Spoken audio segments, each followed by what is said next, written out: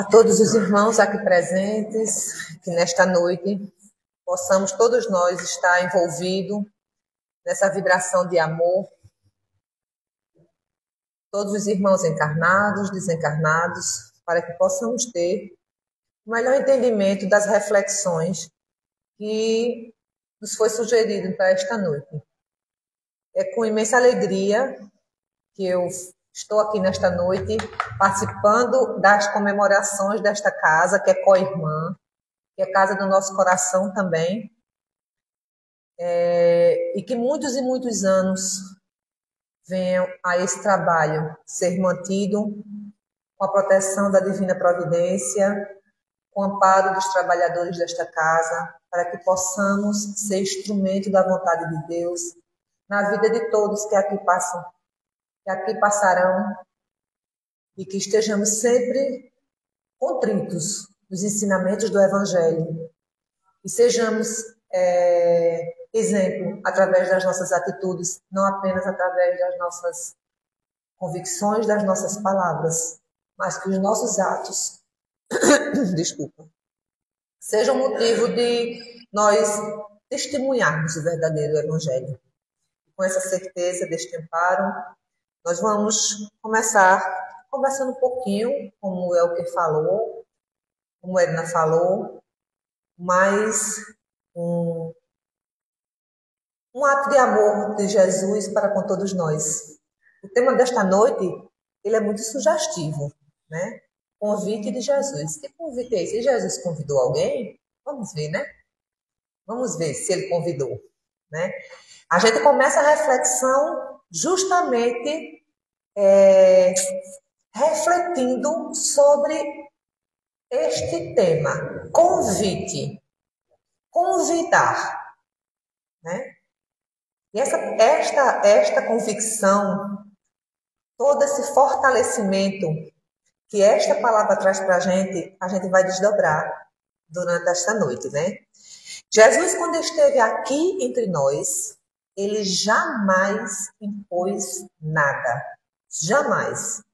Eu tenho um livro que eu gosto muito, que é esse livro Boa Nova, que é a psicografia do Espírito Humberto de Campos, por Chico Xavier, e tem uma passagem aqui que fala de Joana de Cusa.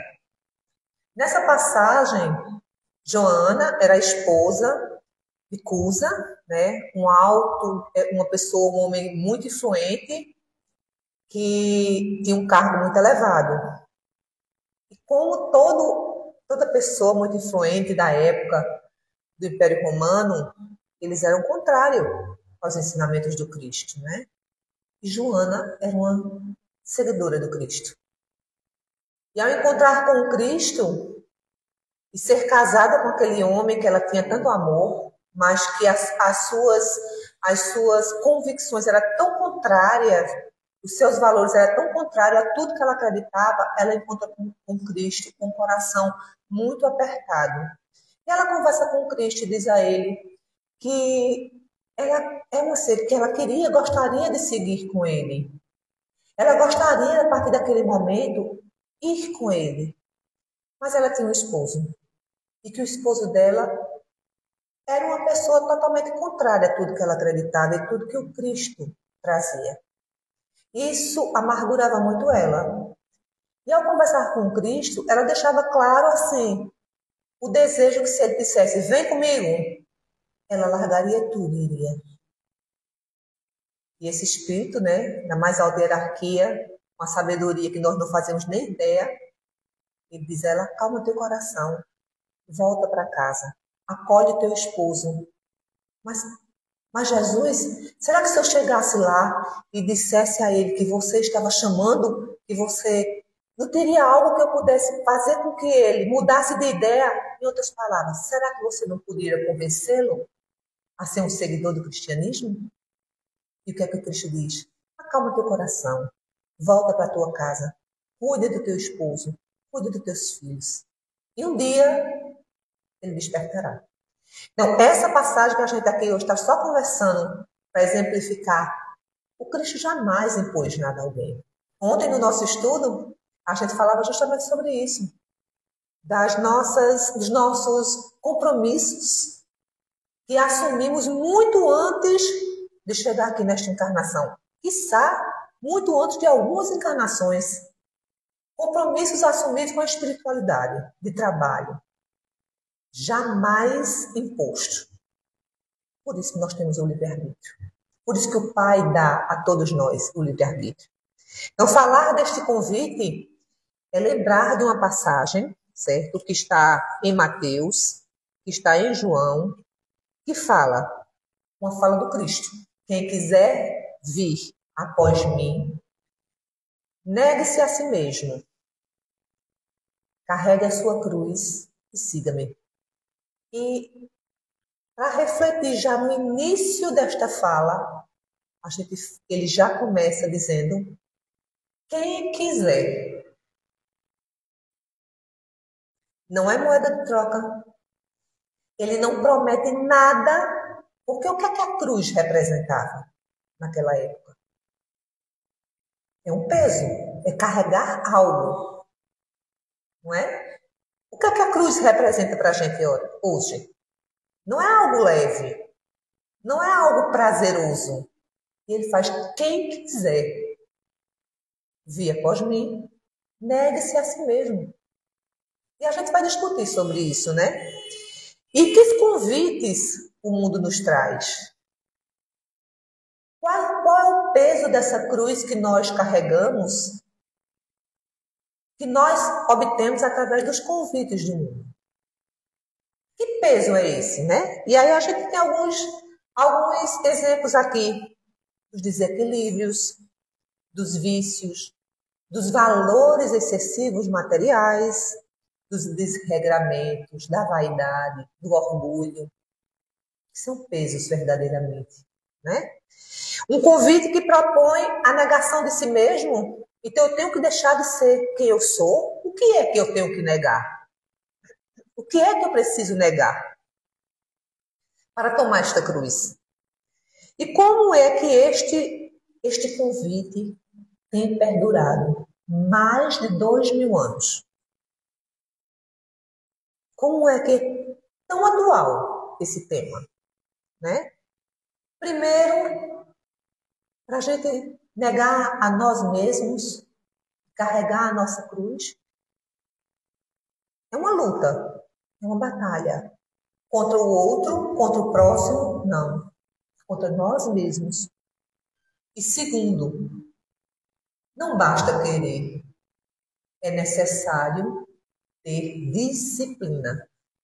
E quando ele fala sobre essas duas possibilidades, essas duas alternativas da luta e da disciplina, ele vem nos dizer que o Espiritismo nos traz um convite dos imortais, que vem caminhar lado a lado com esta fala do Cristo. Espíritos que vêm nos convidar à posse da nossa verdadeira cidadania. Não vem impor. Na doutrina espírita, não tem nada que imponha. Você aceita, você será assim. Não. Nós somos livres para fazermos as nossas escolhas. Nos convida à aquisição das verdadeiras riquezas do universo. Para tanto, é preciso um processo. Esse processo começa com a luta em nós. Não é contra nós, em nós, né? A luta através das nossas renúncias, através das nossas escolhas, para só depois nós colhermos as nossas verdadeiras conquistas, as conquistas definitivas, completamente distanciadas das conquistas materiais. Então não é fácil, num planeta de provas e expiação, onde nós, espíritos imperfeitos, ainda tão agarrados às nossas viciações de outros momentos, nós temos esse despertamento que o ensinamento de Jesus e que o amparo dessa doutrina desperta na nossa mente para que nós consigamos, através desse despertamento, fazer morada em nossos corações, tocar os nossos sentimentos. Porque nada é imposto. É necessário que a gente consiga entender, sinta, para colocar em prática. E assim, como o mestre veio nos exemplificar a respeito do livre-arbítrio, não é imposto nada, nós somos livres para fazer as nossas escolhas, né? Para carregar a nossa cruz, mais leve ou mais pesada, para segui-lo ou não. Não é nada imposto, somos livres para fazer as nossas escolhas, mas somos responsáveis pelas colheitas que nós iremos ter no futuro, através das nossas colheitas, através do nosso plantio. Assim age porque não quer violentar as nossas consciências, não quer impor nada. Deus não desce da sua grandeza para ficar do nosso lado e nos apoiar nas nossas escolhas arbitrárias. Não, ele é amor, ele é misericórdia. Mas ele não desce até nós. Nós precisamos fazer o trabalho, a caminhada de ascensão, de chegar até ele. Né? E assim nos fala Emmanuel. E diz, Deus não desce da sua grandeza para errar conosco. Né? Nós erramos sozinhos, não é porque Deus quer. Não é porque Deus quis. Ah, meu Deus, foi porque Deus quis assim, meu Deus, porque o Senhor deixou. Deus não deixa nada, nos dá a liberdade das escolhas.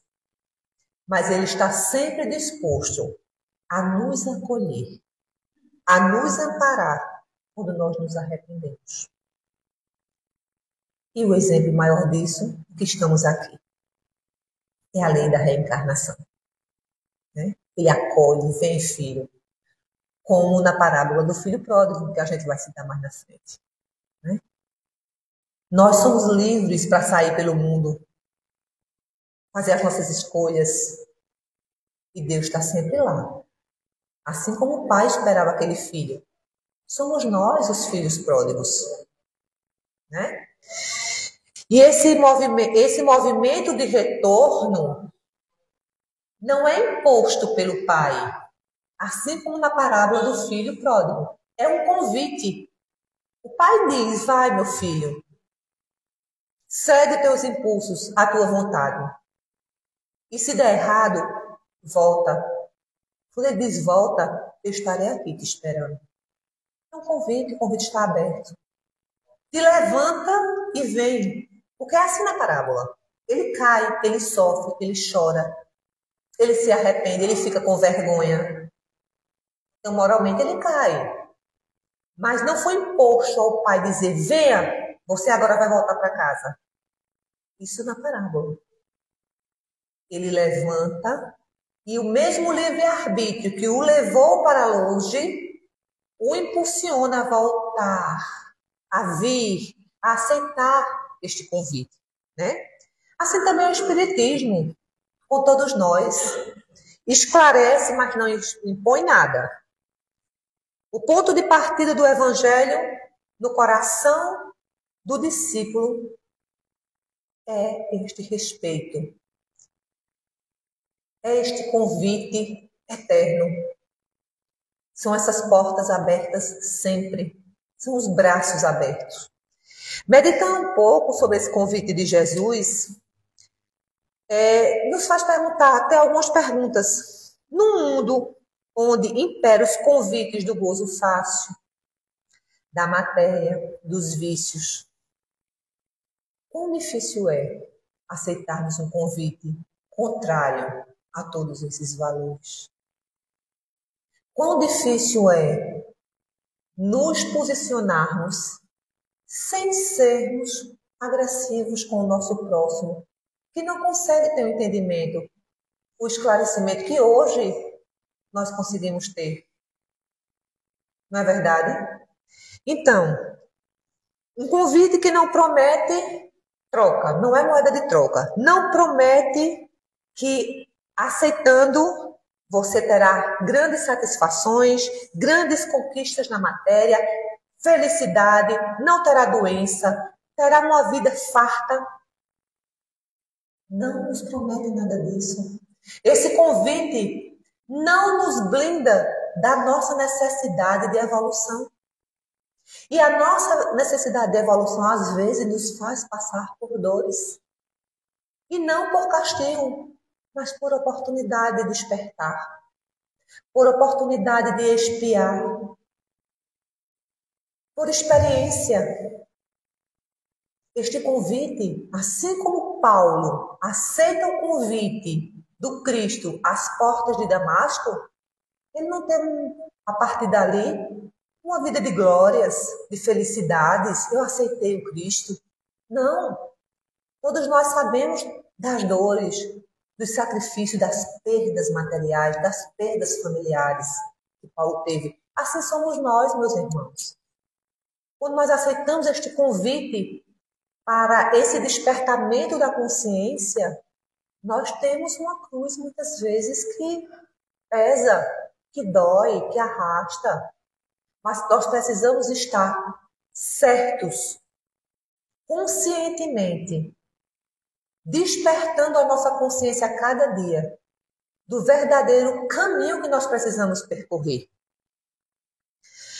E ao contrário de não prometer grandes facilidades, ainda nos diz que nós iremos carregar a nossa cruz. Né? Ainda diz que nós, para segui-lo, nós precisamos carregar a nossa cruz. Então, esse ensinamento, há 2000 anos atrás, ele é totalmente atual. Principalmente nas épocas que nós vivemos. Hoje, ainda encontrando tantos irmãos saciados nos prazeres da matéria e vivendo um vazio interior. A depressão, as doenças mentais, né? As ideações suicidas estão aí. Muitos com grandes satisfações na matéria, com prazeres e com vazio interior gigante. E nenhum prazer, nenhum valor material, ele é capaz de preencher o verdadeiro sentido que nós, espíritos, precisamos. A matéria, às vezes, necessita.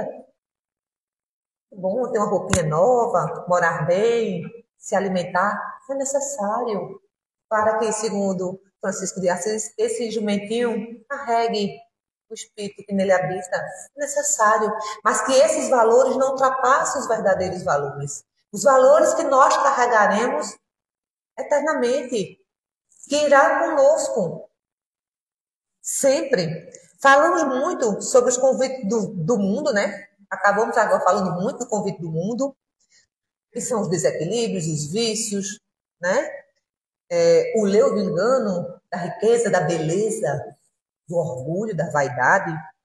Isso a qualquer preço. Mas essa cruz, que pesa tanto para a gente, como você falou, mesmo nós seguimos o Cristo, por que ela pesa? Por que ela fica pesada? Por que ela não é leve? Porque a partir do momento que nós aceitamos esse convite, esta cruz não torna-se mais fácil de carregar. Por que às vezes ela pesa tanto? Né? E aí nós vamos começar, a partir deste momento, a falar de uma figura, que não é uma figura, é uma pessoa, um espírito que esteve aqui entre nós e que é tão importante nessa trajetória desse despertamento. Nós estamos falando aqui de Simão Pedro, né? O apóstolo Pedro. O mais velho de todos os amigos do Cristo, que nós chamamos de apóstolo, rude, ignorante muitas vezes, né? E ele será um guia para esse tema que nós escolhemos hoje, né? Pedro, como vocês sabem, eu acho que a maioria aqui sabe, Pedro foi um companheiro do Cristo, né? Aquele que estava ao lado. Muitas vezes, contra a multidão, porque não conseguiam compreender o Cristo. Muitas vezes se zangava, né? Queria agir com a força da matéria, com a ignorância que ainda era pertinente ao seu espírito. E o Cristo ia ali, com a sua sabedoria, acalma tudo, guarda a tua espada, né? E o Cristo sempre se mostrou aquele apóstolo devotado, aquele amigo sincero. Ele aceita o convite do Cristo, quando o Cristo o convida para ser um dos seus companheiros. Convive ao seu lado, conhece os seus ensinamentos, mas responde ao Senhor que o ama. O Cristo não pergunta a Pedro: Pedro, você me seguirá sempre? Você estará sempre ao meu lado? Não. O Cristo não pergunta, o Cristo já sabia o que iria acontecer. O Cristo pergunta, simplesmente pergunta. Ele não estava ao lado do Cristo, ele precisava convidar o Cristo para mais. Ele não estava ao lado do Cristo. O Cristo não precisava convidar Pedro, porque ao primeiro convite ele foi. Ele aceitou ser um seguidor do Cristo. O Cristo só pergunta a ele: Pedro, tu me amas? Claro, Senhor. Ele fica meio que inconformado com aquela pergunta. Pedro, tu me amas? Claro. Ele seguia o Cristo. Ele compreendia os ensinamentos. Ele estava ao seu lado e o Cristo só perguntou a ele se ele o amava. E ele diz que sim. E aí, como todos nós sabemos, ele nega. No momento, mais na frente a gente vai conversar sobre isso, ele nega. No momento exato, ele nega que não conhece aquele homem, não conhece aquele senhor, aquele mestre, né? Agora vale a nós a pergunta: quantas vezes nós negamos o Cristo? Quantas vezes? Isso aqui não é uma pergunta para nos colocar peso, né? Isso aqui é uma pergunta para a gente refletir, para a gente meditar, né? Quando a gente chegar na nossa casa, a gente perguntar: será que nós também negamos o Cristo? Nós aceitamos o convite do Cristo? Aceitamos. Nós acreditamos? Sim. Nós concordamos com tudo que essa doutrina que nos esclarece? Sim. E nós negamos? Aí cabe a cada um, né, refletir: quando é que eu neguei o Cristo? Quando é que eu neguei que eu sabia e eu disse que não conhecia aquele ensinamento? É uma reflexão para todos nós, né? Na verdade, Pedro seria a rocha de sustentáculo do cristianismo nascente. Mas ele não era um espírito puro assim como Cristo. Por isso que ao aceitar o convite do Cristo, a segui-lo, a estar ao seu lado, ele cai, ele fraqueja no momento do testemunho. Né? Porque naquele momento, se ele não negasse, a sua cruz pesaria muito do ponto de vista da matéria. E ele ainda era um espírito imperfeito. Ele não conseguia entender, até aquele momento, o verdadeiro sentido de estar naquela posição.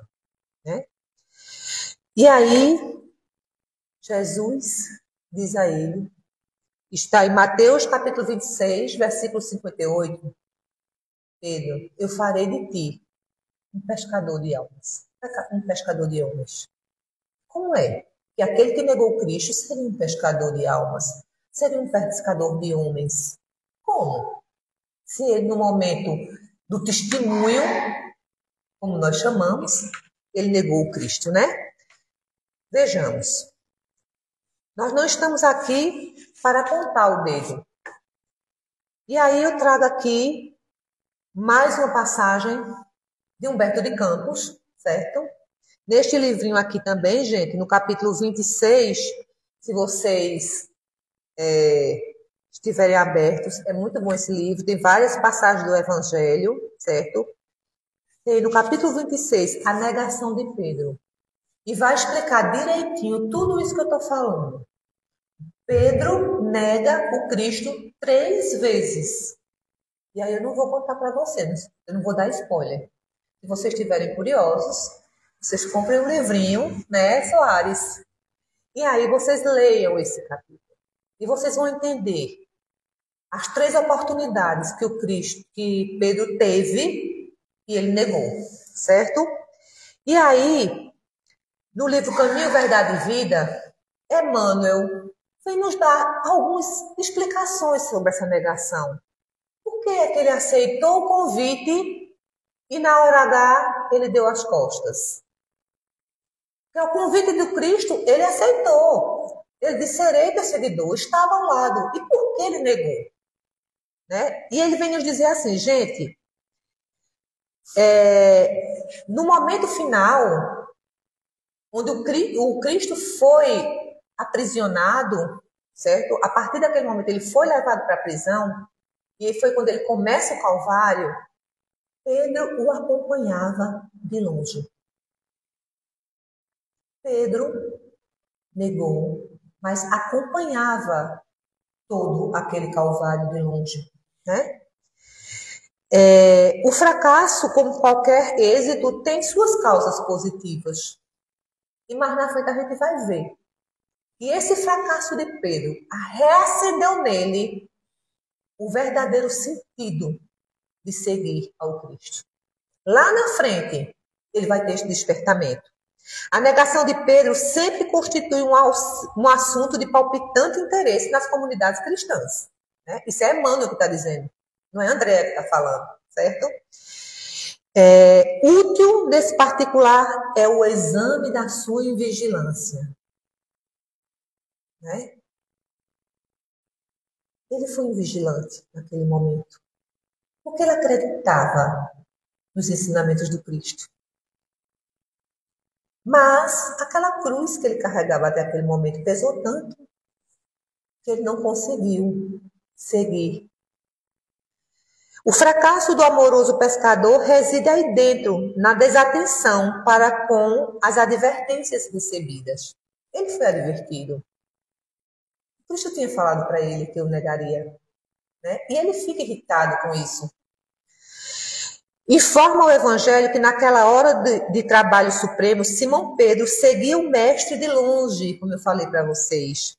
Ficou no pátio do sumo sacerdote e assentou-se entre os criados, deste para ver até o fim, até o último suspiro. Ele estava ali de longe. Gente, aí a gente faz assim, meu Deus, ele negou, ele foi um traidor. Não. Ele fracassou. Agora, façamos ideia da dor que estava dentro dele. Porque ali pesava o remorso, a culpa desta negação. Né? E aí, mais uma vez, Emmanuel encerra essa passagem do livro Caminho, Verdade e Vida com uma frase que eu achei muito interessante, muito profunda, com a sabedoria de um espírito que já galgou muitas coisas, muitas quedas, muitas dores, né? Que eu estou falando aqui de Emmanuel agora. Leitura cuidadosa do texto nos esclarece o entendimento e reconhecemos que ainda hoje muitos amigos do Evangelho prosseguem caindo em suas aspirações e esperanças, por acompanharem o Cristo à distância, receosos de perderem as gratificações imediatistas. Para mim é melhor não me expor muito, porque os meus amigos vão me chamar de chato. E você quer ser santa? E você quer ser santo? Deixa de ser besta. Vamos viver o mundo. Não é assim? Então, muitos de nós acompanhamos o Cristo à distância. Preferimos carregar a nossa cruz das nossas escolhas. Né? Porque aceitar verdadeiramente esse convite de Jesus nos faz ter muitas perdas do ponto de vista da matéria, do ponto de vista, entre aspas, mundano. Muitos de nós afirmamos segui-los, mas nos colocamos, sim, a certa distância, receosos de perder no mundo as gratificações, o conforto, a comodidade. A aceitação no grupo social, né? É mais cômodo, é mais fácil. A acomodação que nos visita da forma de pensarmos. Mas todo mundo faz assim. Eu não sou santa mesmo, eu não sou santo mesmo. É mais fácil. É mais fácil negar do que assumirmos um posicionamento de acordo com esse despertamento que hoje nós já conseguimos ter. Mas a história de Pedro não acaba no fracasso, né? Depois do desencarne do Cristo, né, da volta desse espírito, da morte, do flagelo, da cruz, Pedro realmente ele assume uma postura importante do cristianismo nascente, né? E a misericórdia não desiste de nós. O Pai sabia que ali brotaria um novo valor que faria diferença para toda a humanidade. Assim, como no último instante do Cristo, os olhares se cruzam. O olhar do Cristo se cruza com o olhar de Pedro, que o acompanhava à distância até o último momento. E mesmo naquele momento de dor, de abandono do seu companheiro, do seu amigo, ele sente naquele olhar o amor e a misericórdia que habita dentro de Cristo. Naquele momento, não existia julgamento. Existia apenas que nunca desistiria de ninguém, que não desistiria de nenhum de nós. E essa foi a lição que Pedro conseguiu captar naquele momento, né? Segundo Paulo, a cruz que nós carregamos é a nossa libertação, né? A cruz que nós carregamos é a nossa libertação. Nós carregamos para nos libertar. E refletindo mais um pouquinho sobre o siga-me, aí voltamos a Pedro.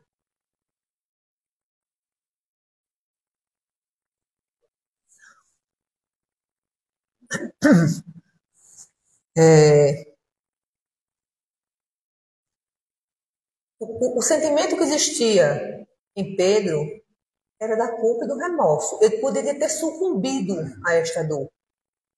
Ele poderia ter se autoflagelado, se autopunido.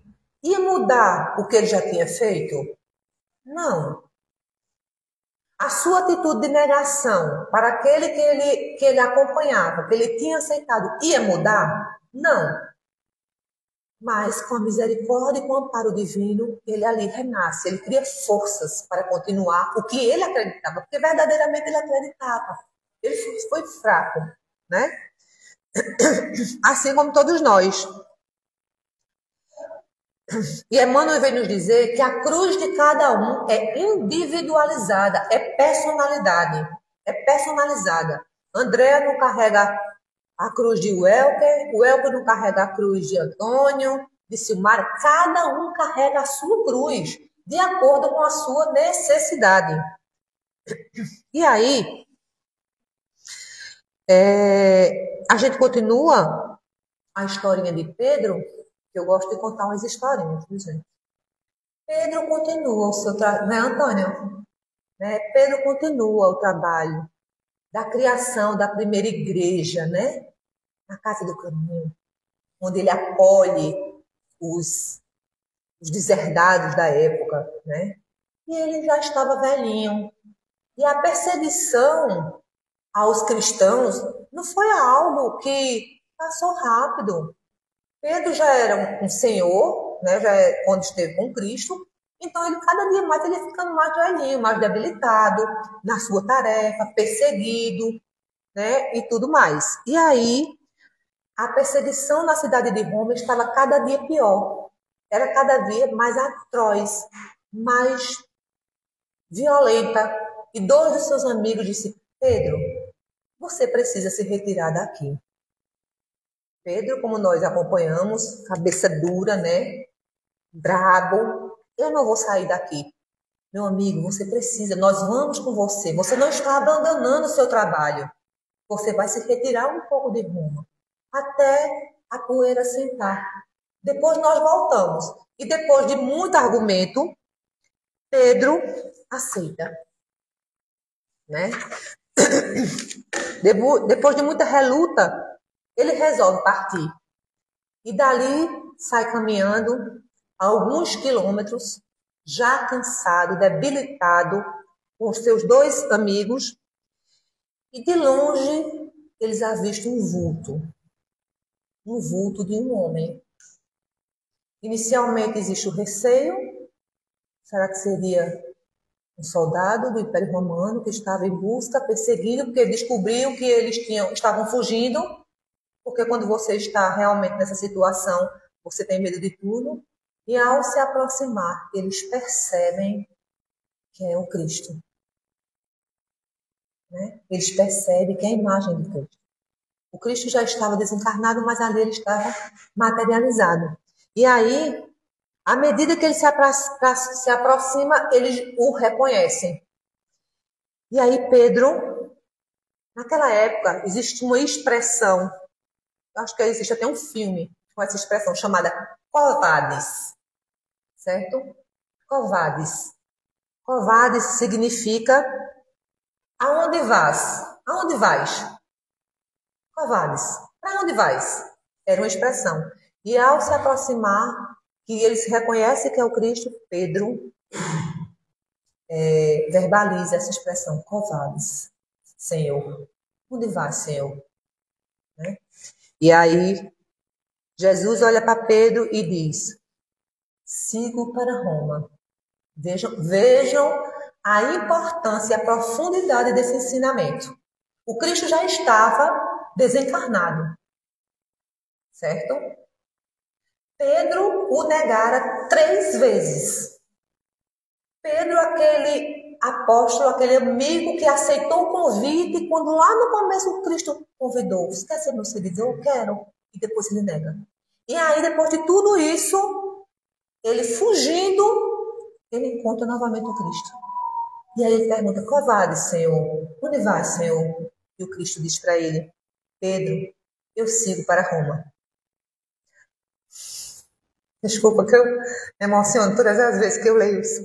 Eu sigo para Roma a fim de ser novamente crucificado com os meus seguidores.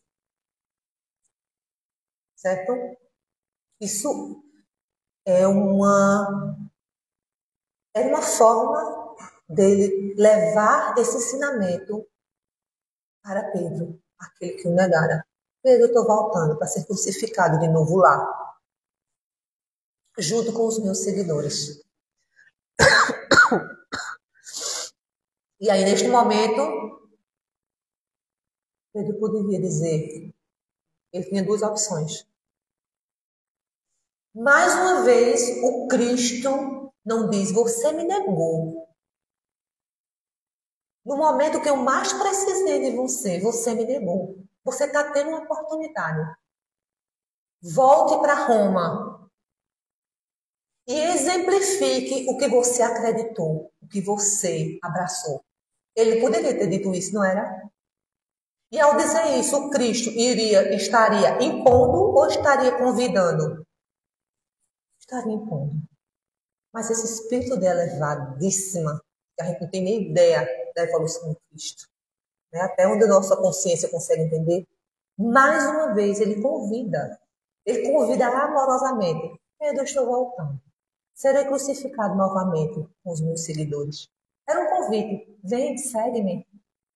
E a partir daquele momento, Pedro se volta para os companheiros e diz, mudemos o sentido, meus amigos. Voltemos para Roma. Né? Isso aqui já era... Essa passagem já fala tudo que a gente escolhe para o tema de hoje. Do convite. O convite não é direto, não é imposto.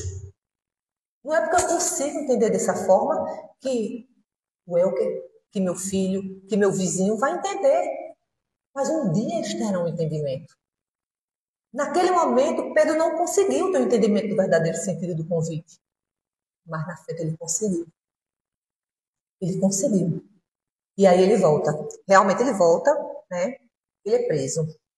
E aí, antes de terminar a história de Pedro, que também é muito bonita, ele disse assim, lá no inconsciente, ou lá no íntimo da consciência, ele disse, era como se ele dissesse, um dia tu prometeste que iria comigo até o fim. E hoje tu tens uma nova oportunidade, né? E assim também conosco. Quantas vezes nós já negamos o Cristo? E nas novas oportunidades, elas nos acompanham sempre, para sempre, todos os instantes dessa e das outras encarnações, né?